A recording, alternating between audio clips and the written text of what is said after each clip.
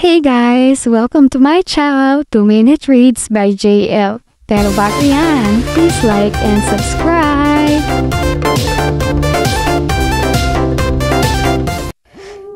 Ito po ang kwento natin today. Baby Killer, 17 bata, pinaslang at binaboy. Mga babies, mga anghel na biyaya sa atin ng Diyos upang magbigay sa atin ng kaligayahan at katuturan ang ating buhay sa mundong ito. Ang mga bata ay mumunting nilalang na ipinagkatiwala sa atin ng may kapal para arugain, palakihin at ingatan. Paano kaya kung may taong nais sa kanilang manakit? Alam natin kung ano ang ngipin ng batas sa mga taong gagawa ng masama sa kanila.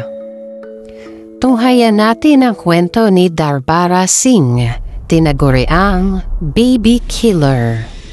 Ang taong ito ay pumatay ng 17 bata sa loob lamang ng 7 buwan noong taong 2004. Taong 1996 ay ginahasa at tinangkang patayin ni Singh ang anak na babae ng isang dayuhang manggagawa sa Kapurthala, India.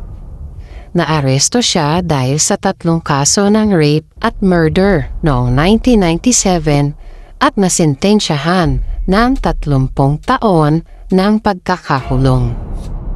Habang siya ay nasa piitan, dito nabuo ang kanyang galit sa mga dayuhan o mga non-Punjabi migrants. Lumaya si Singh noong 2003 at dito niya pinlano ang kanyang paghihiganti. Pupuntiryahin niya ang mga anak ng mga migrants. Sinusuhulan niya ng mga candy at matatamis na pagkain ang mga bata at dadalhin niya sa tagong lugar. Pagkatapos ay gigilitan niya ang leeg at gagahasain. Paborito niyang biktimahin ang mga 10 taong gulang pababa, mapababae man ito o lalaki. Ipinagtapat niya na pinapatay niya raw muna ang mga biktima bago niya ito angkinin para hindi na umano ito makakapalag. Pagkatapos ay tinatapon niya ang bangkay malapit sa tulay sa Raya Kadur Sahib Road. Panay mga anak ng dayuhang trabahador ang kanyang target, kaya ang oras niya ng pagsalakay ay 10:10 ng umaga hanggang 12:30 ng tanghali habang nasa trabaho ang mga ito. Kinuwento rin niya na siya ay nagsiselebrate kapag siya ay nakabiktima. Umiinom daw siya ng alak at kumakain ng masarap. Makapanindig balahibo ang mga krimen na ginawa ni Singh dahil binababoy niya ng gusto ang mga musmos na kanyang biktima at nasa kategorya ito ng sodomy.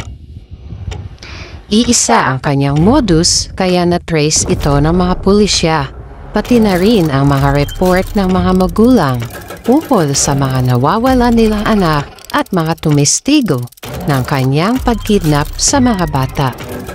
Naaresto siya ng Oktubre taong 2004 at umamin sa 23 na biktima at 17 dito ay pinaslang niya. Ipinahayag ni Singh na wala umano siyang pagsisisi sa kanyang mga krimen at di umano ay marami pa sana siyang mapapatay kung di siya naaresto agad. Nagkasakit siya at namatay noong 2018 at tumanggi ang pamilya niyang kuhanin ang kanyang katawan dahil sa paniniwalang walang kapatawaran ang kanyang mga pagkakasala. Pati sarili niyang pamilya ay bumitaw na dahil sa kanyang kasamaan.